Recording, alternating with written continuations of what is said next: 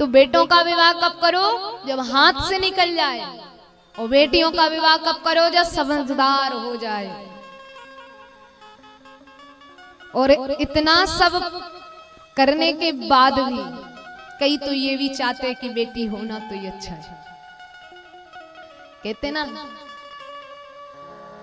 कईयों को अच्छी ही नहीं लगती कि नहीं, और चलो हो भी जाए तो ऐसा मुंह बनाएंगे कि बिल्कुल ऐसे लगे। बेटियां भी धनवानों के यहाँ और महाराज सौभाग्यशाली के यहाँ होती है, ऐसे हर किसी के यहाँ नहीं। आप अपनी बेटी किसके घर भेजते हो? तो आपको अच्छे से आपकी बेटी को अच्छे से रखेगा। तो ठाकुर जी भी अपनी बेटियों को उसी के घर भेजते हैं जो अच्छे से रखेगा। लेकिन आजकल का विज्ञान इतने आगे बढ़ गया है कि जिसको नहीं चाहिए गर्भ में ही मारता। इसका बहुत बड़ा पाप लगता है। और अगर ऐसा ही चलता रहा तो फिर कहते तो हो कि बेटे हो, लेकिन उनके लिए फिर बहू कहां से लाओगे? ठाकुर जी ने खुद कहा है कि मैं खुद भगवान होने के बाद भी एक माता का ऋण नहीं चुका सकता। अगर एक माता नहीं होती तो मैं खुद पृथ्वी पे नहीं आ पाता। कहते ना, राधे राधे जब वो चले आएंगे बिहारी, और तुम राधे को गर्भ में ही मार दो तो फिर बिहारी जी कहां से आएंगे?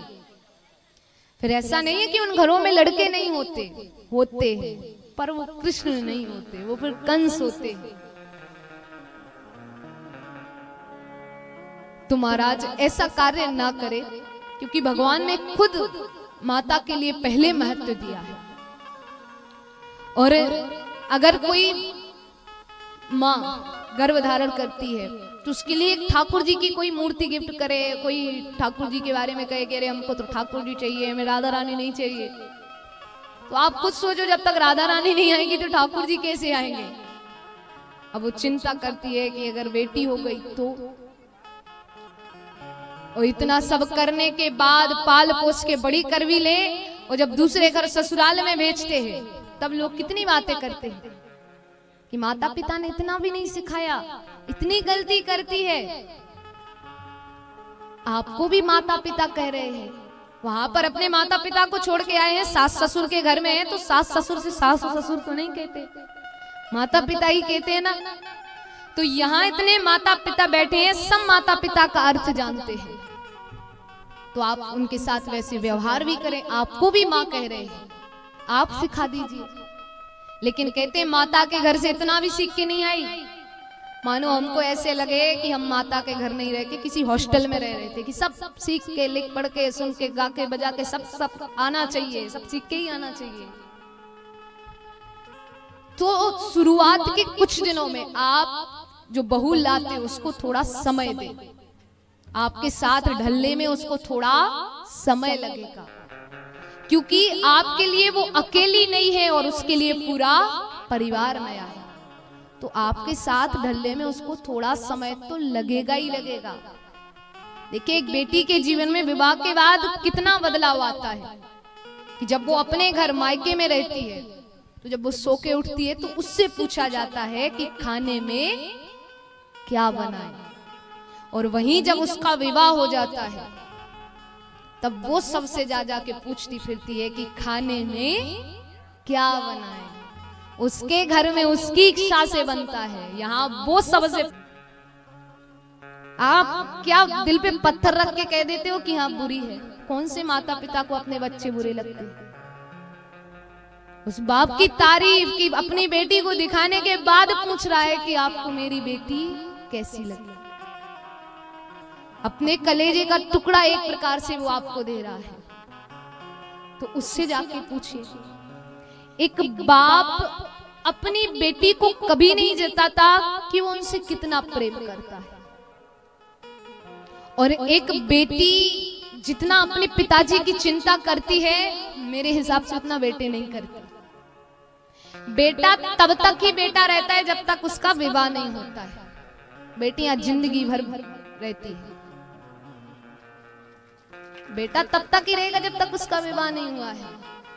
तो ये भेदभाव ना करें। पिताजी कोई कार्य करके बाहर से अंदर आएंगे, घर आएंगे, हारे थके होंगे, तो बेटी सबसे पहले जाएगी, पिताजी आप आ गए, पानी का गिलास लेके जाएगी। कभी किसी के बेटे को देखा कि वो बड़ी खुशी में आए हो, पिताजी आप आ गए हो, गिलास लेके जाए पानी का, चाय बना के लेके आए। लेकिन बेटी सबसे पहले जाती है।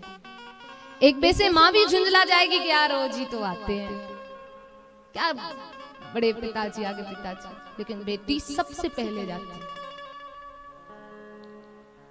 और एक बेटी तभी तक दुख सहन करती है जब वो पढ़ी लिखी नहीं होती है।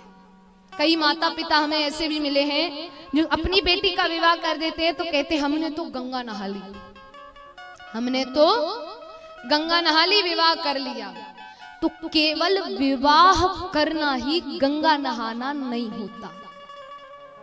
आप उस बेटी को इतना पढ़ाएं, इतना लिखाएं कि उसको आप उसके पैरों पे खड़ा कर दें। अगर आप अपनी बेटी को उसके पैरों पे खड़े कर देते हो तब कहते हो कि हमने तो गंगा नहा ली, कि एक बेटी को उसके पैरों पे खड़ा करते, तब आप कहोगे कि हाँ हमने गंगा नहाई। केवल अच्छे घर में विवाह करना गंगा नहाना नहीं होता है। तो महाराज उनको पढ़ाएं लिखाएं, क्योंकि वो ससुराल में दुख तभी सहन करेगी जब वो खुद अपने पैरों पे खड़ी नहीं होगी। क्योंकि फिर वो ये सोच लेती है कि रहने देते, यही दुख सहन करते हैं। जब वो अपने पैरों पे खड़ी नहीं होगी, पढ़ी लिखी नहीं होगी, अपने अधिकारों को नहीं जानेगी, तो वो दुख सहन करेगी। और मेरे हिसाब से कोई भी माता पिता नहीं चाहते कि मेरी बेटी दुख सहन करे, तो उनको पढ़ाए लिखाए। ऐसे मत कि कभी भी कुछ भी बोल दे आप। और वैसे ही मैं बहुओं से भी निवेदन करूंगी कि आपके घर में भी आपकी माता आपको डांट देती है या कुछ कह देती है तो घर छोड़ के चले जाते थे क्या? कि नहीं माँ ने डांट दिया अब हम नहीं रहेंगे। तो ससुराल में आए दिन नाटक होते हैं कि इनने हमें डांट दिया, इनने ऐसा कह दिया, वैसा कह दिया, हम नहीं रहेंगे, हम जा रहे। आपकी माता भी डांट देती थी तो आप थोड़ा सुने। आजकल रिश्ते क्यों टूट रहे हैं? क्योंकि सहन शक्ति की कमी भरपूर है। आजकल हर कोई कहता भाई हमसे सहन नहीं होता। तो थोड़ा आप भी सहन करना सीखे कि आपको वो थोड़े नए हैं, नए माता पिता मिले हैं, तो उनकी थोड़ी बातें सहन भी करें। और महाराज वैसे ही मैं जो पीछे हमारे जो भाई बंधु बैठे उनसे निवेदन करूंगी कि इन सब का तो ठीक है, सास बहू का तो ठीक है, आप भी बहू जब लाते हो तो कुछ चीजों का ध्यान रखें। कैसे? जैसे अगर सास तेज है तो बहू धीमी लाओ, सास तेज है बहू थोड़ी धीमी लाओ, और सास थोड़ी धीमी है तो बहू तेज लाओ। और तुम कहो कि सास भी तेज और बहू भी तेज, तब तो रोज पटाखा, रोज दिवाली, रोज झगड़ा होगा। तो इन बातों का ध्यान आपको रखना है। वैसे सासू माताओं से भी कहूंगी कि आपकी बहू चाहे काम करे या ना करे, आप उसकी तारीफ करो, जो कि आजकल बिल्कुल भी नहीं करते हैं। आपकी बहू काम करे या ना करे, आप तारीफ करो महाराज, क्योंकि तारीफ करना अत्यंत सुखदायक है। और इतना और हो जाए कि तारीफ करने लग जाओ, फिर देखो टाइम से दूध, जूस, दवाई सब मिलेगा। और खास तौर से जब बहू के मायके वाले आए तब तो पूरा बहू पुरानी बाँच दो कि अरे आपकी बेटी हमारे घर आई, हमारे घर तो लक्ष्मी आ गई।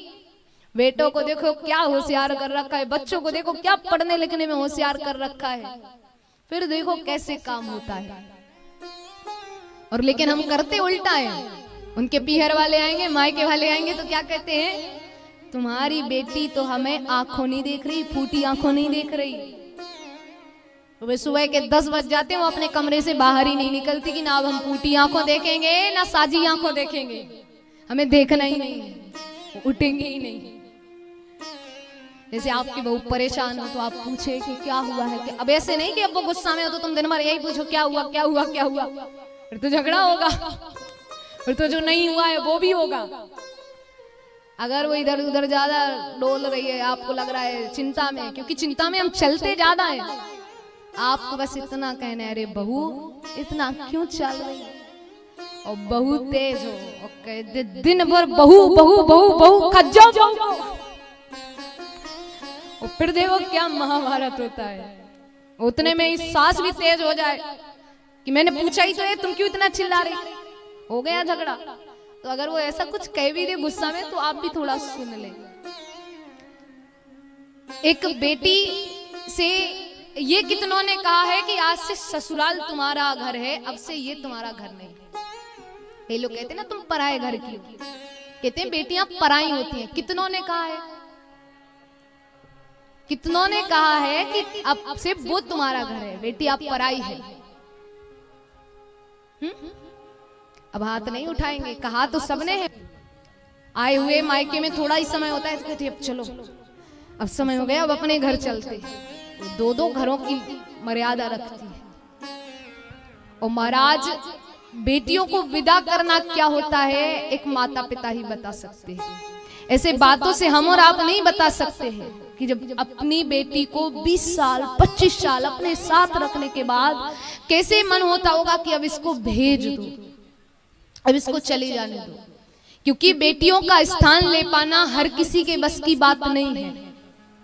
क्या सामान कहाँ रखा है, क्या कहाँ पड़ा है, वो सब उनको पता रहता है।